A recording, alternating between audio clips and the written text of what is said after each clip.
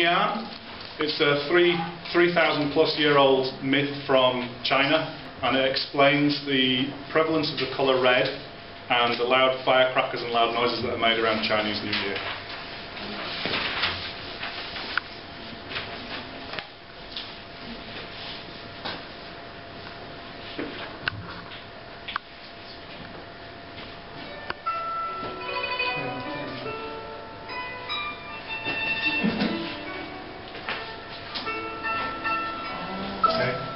In the small province of Shanghai many centuries ago, villagers lived a peaceful life, tending the crops and living simply in the beautiful foothills of the majestic mountains.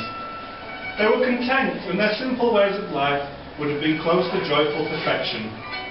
But for each year, when harsh winter was giving way to spring and the creatures of the mountains were short of food, they would venture down to the villages in search of something to eat. Worst of all these terrible creatures was the Nian. Huge jaws, the head of a lion, the body of a bull, who was on the first day of the new year would wreak havoc in the villages, eating several people at a time in its monstrous jaws.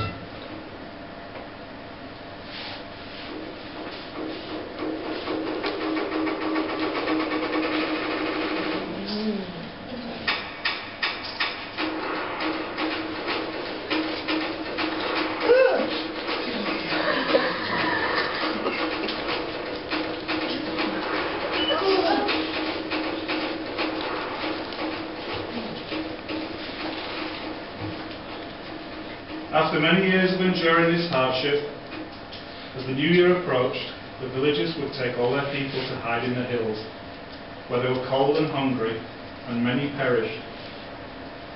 Until the beast had passed.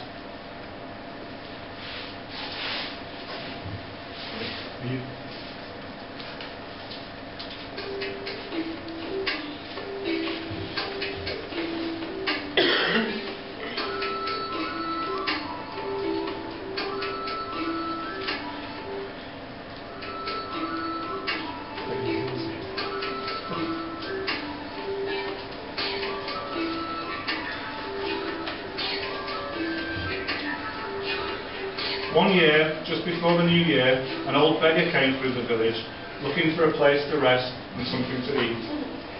An old lady took pity on him and kindly offered to provide a bed and some hot food for the stranger. The old man gladly filled his stomach and took his rest.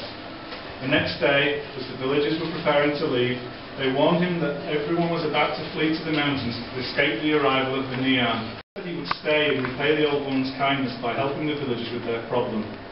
The old woman, fearing that another night out in the hills would be the death of her, decided to trust him and agreed to stay.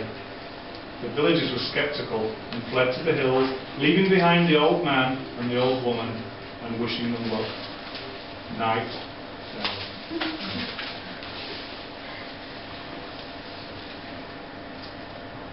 Sure enough, the Nian arrived.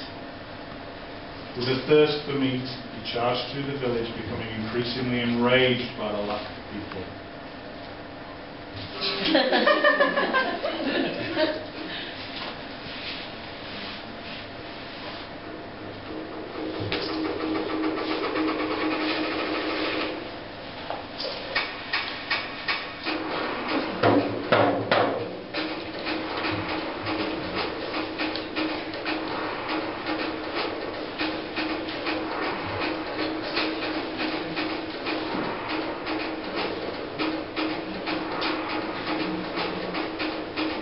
Eventually he came to the last house where the old woman lived, and as he approached, the door burst open, and there was the old man dressed head to toe in red robes, letting off firecrackers and banging on a small drum.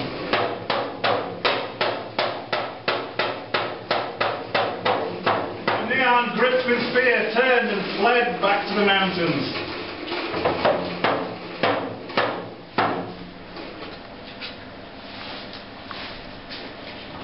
The next day, as the people returned to their village, they saw the old man and the old woman were still alive. They listened to the story of the old man's success and of the Nian's fear of the colour red and of loud noise. The following year, Each house was decorated with bright red lanterns and paper decorations. Firecrackers banged and popped through the night, and the children danced and beat on small drums as they ran safely through the streets once more. The Nian was never heard of again.